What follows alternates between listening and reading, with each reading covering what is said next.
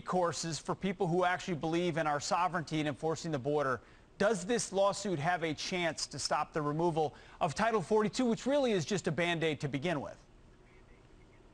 Yeah, I don't think so, Pete. I mean, this president is in total disregard to a court order that said he's supposed to reinstate Remain in Mexico. He pulled that away on day one of his presidency. And then the courts, we sued him. The courts ruled that he had to reinstate it. He's ignoring the courts. So no, his regard for the law and the courts, there is none. That's an important point. You're right, but the courts ruled he's supposed to reinstate that Remain in Mexico policy and hasn't. So is there any recourse to say, well, no, you're the chief executive, you have to enforce this? Well, bad presidents, that's the guy's made horrible decisions throughout his presidency. We keep taking him to court. He's disregarding the courts. I mean, the ballot box is really what option we have, or I suppose we could try impeachment, but that probably won't work either. The Democrats are not going to do that. So we don't have a lot of recourse.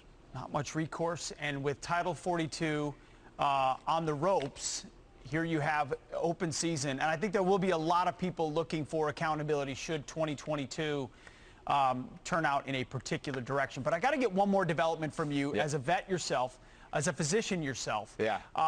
There are rumors, there are reports, Fox News has reported on the fact that the Biden administration may possibly use doctors from the Department of Veterans Affairs, from the VA, and move them from the VA, where veterans are still waiting for care, and go to the border to care for illegals crossing the border and provide COVID-19 vaccinations, things like that. What do you know about this? So we have heard the rumor, so to speak, that's the plan. But I'll tell you, Pete, you can't say you love America and hurt the men and women who were wounded in combat defending it. That makes no sense at all. And this president left American citizens behind enemy lines in Afghanistan, refused to listen to the general officers who said we need more troops, leading to the death of 13 men and women in uniform in Afghanistan. Now he's talking about taking their health care providers away from them. They're already waiting 42 days to get care and an appointment. He's going to send them to the border, putting illegal immigrants, drug dealers, human traffickers above the men and women who fought for this country. And you served.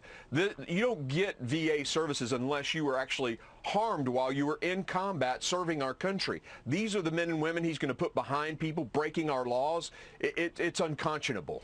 You're waiting over 40 days. Also, the Biden administration has stifled, as best they can, largely using COVID, the idea of community choice, so the ability to go to a private provider outside the VA if you can't be seen promptly. So they're stifling that. Then they may take doctors and send them to the border. You're right. It's an upside-down prioritization of what really matters. Yeah. Can't imagine someone actually thought that was a good idea. Man, it feels like a lot's upside down really unbelievable. these days. Congressman, thanks so much for being with us this morning.